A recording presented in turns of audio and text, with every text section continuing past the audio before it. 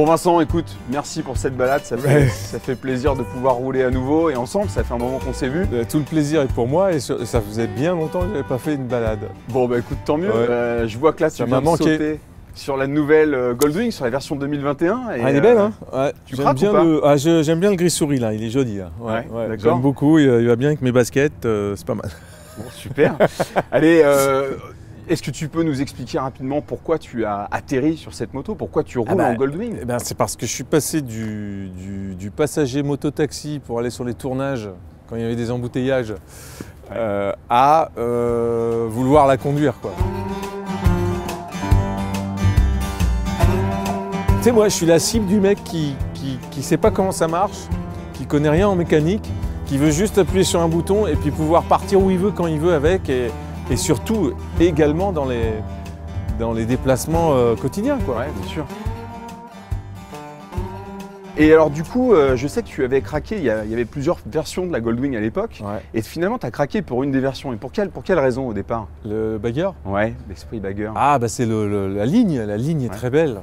Je veux même pas mettre le petit dossier, moi on m'a proposé de mettre le dossier pour être plus confort au niveau du dos, mais non, j'en veux pas, je veux que ça reste comme ça. Je veux que ça fasse pouf, une fuite.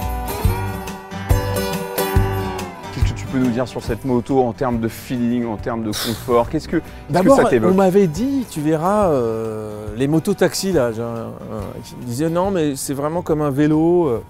Comme un vélo, elle est grosse quand même, quoi.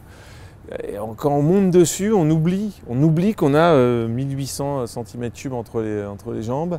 On oublie qu'on a cette envergure, quoi. Et c'est vrai, hein.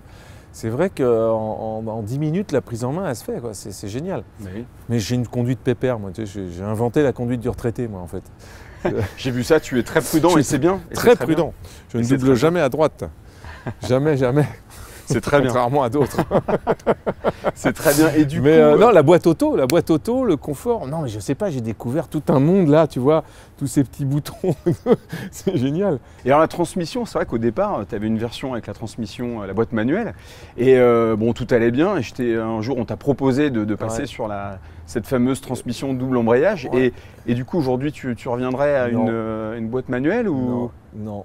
Non, je reviendrai à une boîte manuelle sur une ancienne, tu vois, si j'arrivais à choper une vieille Honda d'occasion. Par exemple. Par exemple, des années 70, ça me ferait un grand plaisir à conduire ça, peut-être pas au quotidien. Elle fait ce que je ferais, en fait, il y a plein de moments où je me suis dit, tiens, c'est marrant, je ferais exactement pareil. Elle rétrograde, je dis, tiens, je l'aurais fait en fait. Quand j'envoie un petit peu, elle sent que c'est le moment, donc elle envoie.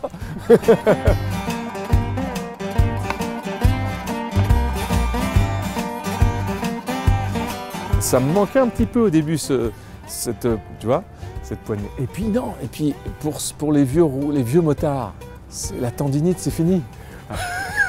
Cette tendinite qui te prend de là à là. Tu vois, de temps en temps, tu fais... Le tennis tu tires sur la poignée, tu la presses plus, tu vois. C'est clair. Ça y est, c'est fini, ça. Et je crois que tu emmènes du monde de temps en temps. Et alors, qu'est-ce que disent tes passagers? Femme, malgré l'absence de siège arrière, vraiment confort. Non, c'est bien. Le petit dossier, il fait son boulot. Ouais, le petit coussin là derrière, il fait son office quand même. Donc je dis toujours, ça va, je roule pas trop vite. Je suis toujours très attentionné. Moi, je suis comment dire. J'ai remarqué. Depuis je conduis très coulé. Ouais, très prudent. Écoute, c'est simple. Je suis soit en mode éco, soit en mode rain. Tu vois, donc c'est pour te dire, le mode sport. De temps en temps, dans les virages, tu vois, par exemple, il y a un truc que j'ose pas encore bien faire. Mais c'est bon, c'est bien d'appuyer sur le cale-pied pour qu'elle se couche bien et tout. Bon, voilà, ça j'ose pas parce que... Mais j'ai mon copain moto-taxi là qui me disait que lui, il la couche à 120 km/h dans des virages. Enfin, j'ose pas faire ça, moi. Et alors, par rapport au cinéma et la moto, il y a un film culte qui s'appelle Easy Rider. Ouais. Est-ce que tu te vois dans un espèce de road movie, un trip comme ça à moto? Est-ce que c'est quelque chose qui te fait rêver? Ouais, non, ce serait génial à faire. Non, on m'avait proposé il y a longtemps un moto-taxi. Ah. Ok. Avec les... Voilà. Et non, c'est des rôles qui m'intéresseraient. En tout cas, on a les ambassadeurs et les pilotes pour t'accompagner si... Ou un pilote. Un pilote de moto, ce serait chouette ça aussi. Bon bah écoute Vincent, je te remercie. On se revoit très bientôt avec grand plaisir. Merci à toi.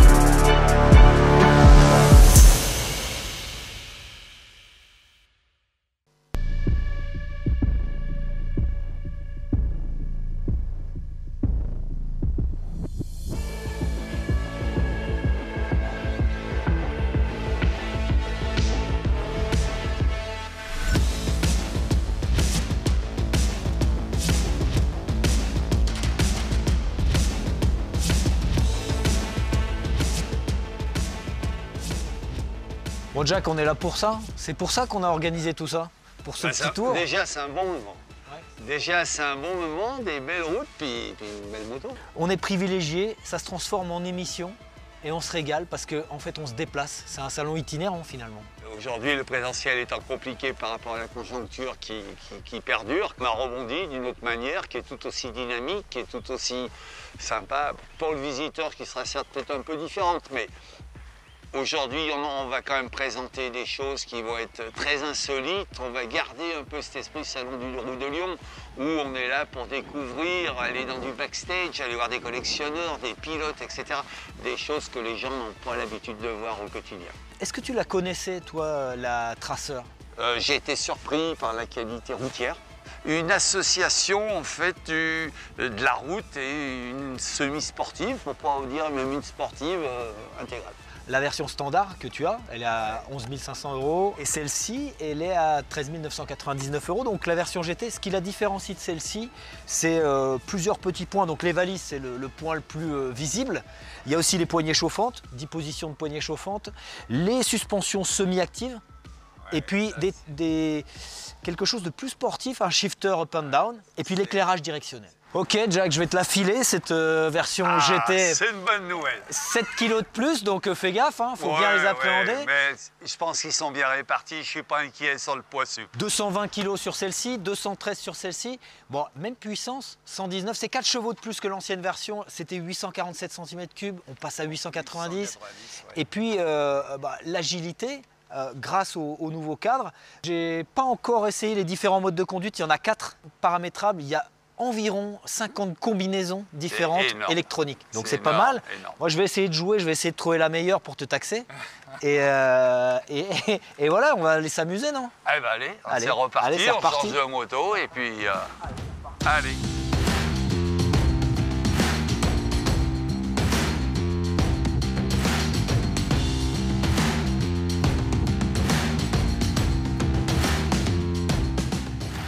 Sur les petites routes des hauteurs de Pourtour, c'est une route magnifique.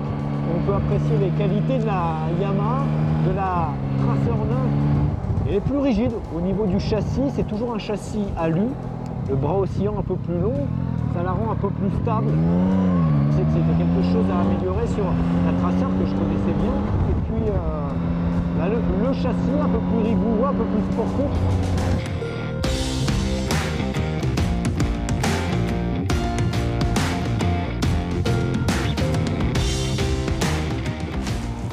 Jack, on est mieux qu'au bureau, non? Oh papa, ça n'a pas de prix.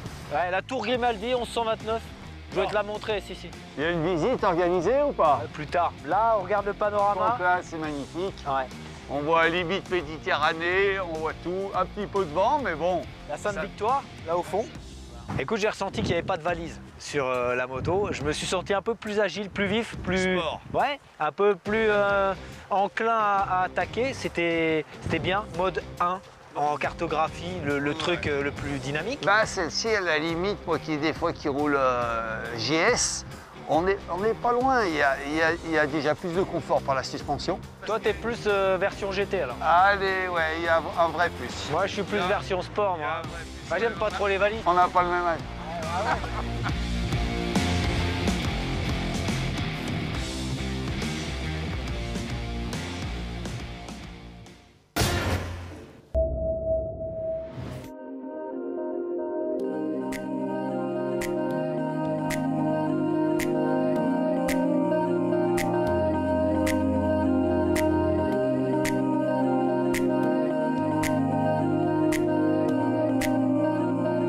Je m'appelle Alexandre Zurcher, je suis le fondateur de l'agence de voyage à moto Vintage Rides. Notre métier, c'est d'organiser des voyages en Royal Enfield dans une quinzaine de pays sur les 4 continents, d'offrir de belles aventures, parce que pour nous, l'aventure, c'est quelque chose d'absolument essentiel au cœur de notre concept. Partir vers l'inconnu et idéalement ressortir grandi.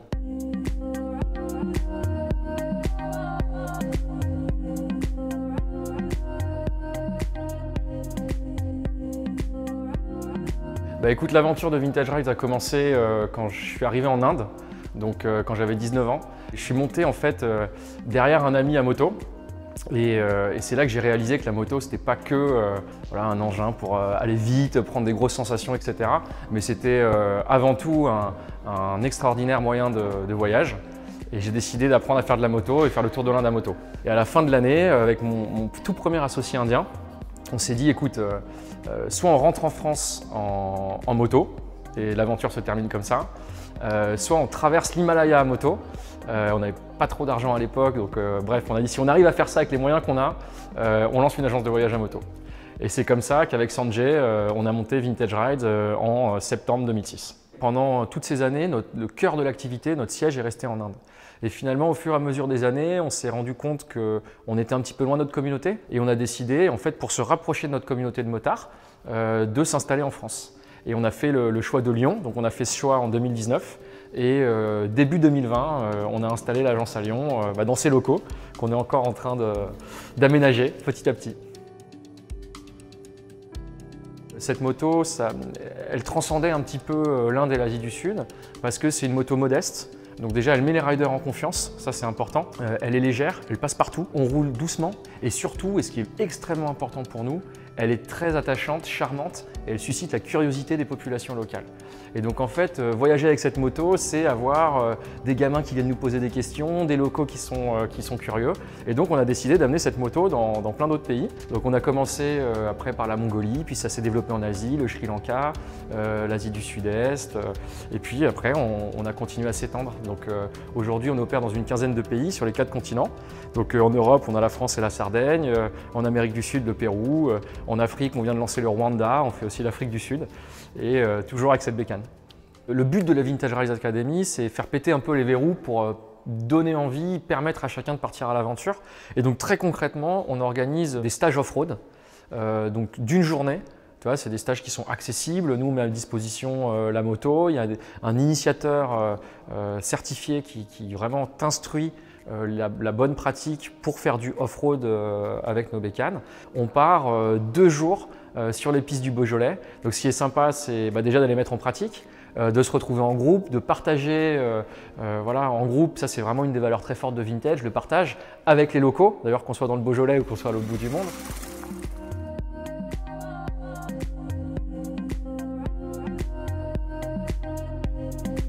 Le grand public et les non-motards ont souvent l'image des gens qui font du cross, qui foncent, qui est très technique, ou alors des gens qui font du trail, qui sont des magnifiques machines pour partir faire des expéditions incroyables, mais qui est quand même assez impressionnante, assez dure à manier, etc.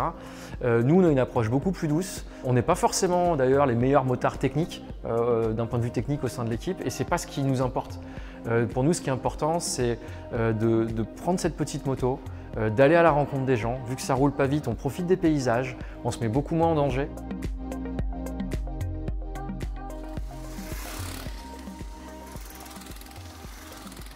Il y a beaucoup de gens qui tombent sur le site de Vintage et qui me disent « Écoute Alex, moi je suis pas motard, en vrai j'aime pas la moto, mais putain, j'ai vu ce que tu fais avec Vintage Rides, ça me donne envie de passer le permis et ça me donne envie de partir en voyage avec toi. » Et quand les gens me disent ça, j'ai l'impression qu'on a vraiment rempli notre mission. Voilà, la moto, c'est pas que la vitesse, c'est pas que la performance, c'est aussi et avant tout la découverte qu'ils partagent.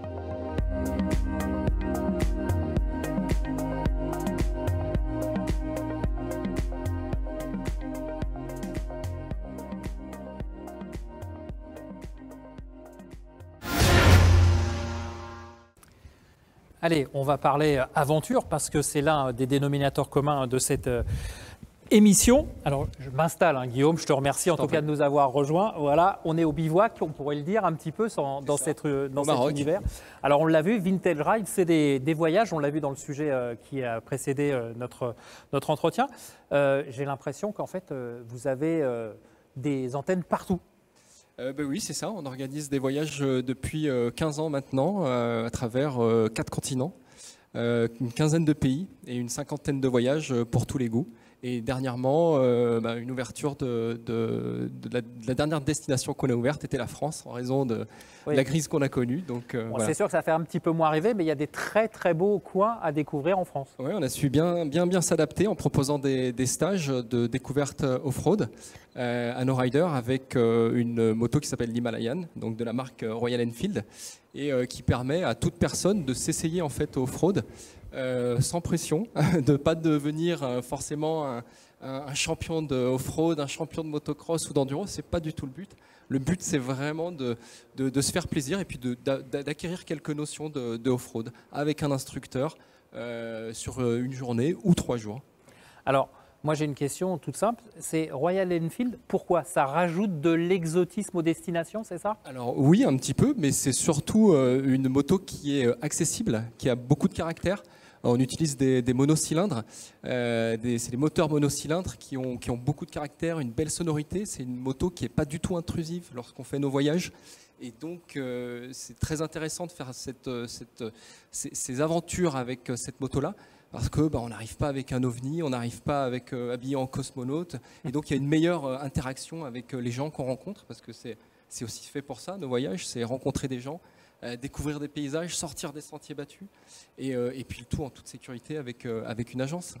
Alors, au niveau de votre clientèle, vous organisez, donc tu m'as dit, pour tout type de motard, on l'a bien compris dans le reportage. Justement, est-ce que vous balayez large au niveau du motard?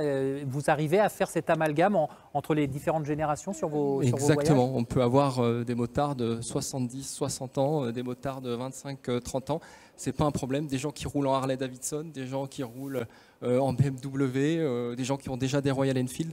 Peu importe, on est ouvert à tout le monde. Voilà, le but, nous, c'est d'essayer de transmettre l'aventure, d'essayer de faire de chacun d'entre les personnes qui nous feront confiance un aventurier. Voilà.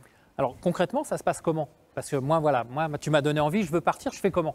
C'est simple, tu nous contactes via notre site internet, vintagerides.com. Là-bas, sur le site, tu as une fiche contact, tu peux remplir, tu t'intéresses à n'importe lesquelles de nos destinations, tu peux télécharger un programme détaillé. Nous, on va t'appeler, on va te conseiller, on va voir si effectivement tu choisis le bon voyage ou pas. Et puis, avant de partir à l'aventure loin, tu peux décider de faire un stage avant. Il y en a pour tous les goûts. Il y a différents types de voyages, des voyages assez intenses, mais des voyages plus cool, des très beaux hôtels ou des hôtels plus standards. Tout dépend de ce qu'on veut et ce qu'on souhaite. C'est vraiment à la carte, c'est personnel. C'est à la carte. C'est aussi bien fait pour des duos que des gens qui ont envie de faire des voyages seuls. Le but, c'est de rencontrer. On fait des voyages en groupe. Enfin, c'est sympa, quoi. C'est la bonne ambiance. Voilà. Alors, tu le disais, en ce moment, c'est pas simple. Mais en France, pour donner quelques exemples, quelques envies aussi aux téléspectateurs qui nous regardent, quelles sont les destinations en France que vous avez mises en place? Alors nous, si tu veux, on a créé 2 stages, un stage d'1 jour et un stage 3 jours. On est lyonnais, hein, nos bureaux sont à Lyon, donc on a créé ces stages à une demi-heure de Lyon, au nord de Lyon. Donc le stage d'une journée se fait sur un terrain privé à côté de Lyon. Ensuite, le stage de 3 jours, c'est le terrain privé, une journée sur un terrain privé. Ensuite, il y a 2 jours de mise en application de tout ce qu'on a appris en fait pendant la première journée dans le Beaujolais. Donc, on va découvrir les petites routes du Beaujolais, les pistes, etc. Donc, franchement, c'est un voyage très très intéressant et on ne s'attendait pas à finalement aussi près de chez nous à vivre autant l'aventure. C'est ça qui est très intéressant. Et puis, dernièrement, on a créé un voyage de 4 jours, 4-5 jours dans le Beaujolais, dans le nord de la Loire, en partie sur l'Auvergne, et puis on revient ensuite dans le nord de Lyon. Et là, c'est un voyage qui est ce qu'on appelle une formule explorateur, c'est-à-dire que là, on n'a pas de guide qui ouvre la voie, on a un chef d'expédition qui suit, mais les gens, on a rajouté une petite touche d'aventure, les gens se débrouillent avec des traces qu'on leur donne, donc on a rajouté ce côté-là un peu aventure, où en France ou en Europe, on n'a pas forcément besoin d'un guide, pardon. Donc voilà. Très bien. Merci Guillaume. J'espère que, en tout cas, cette présentation vous aura donné envie. Donc vous avez compris, hein, vous pouvez vous inscrire, c'est ouvert à tout le monde. N'hésitez pas.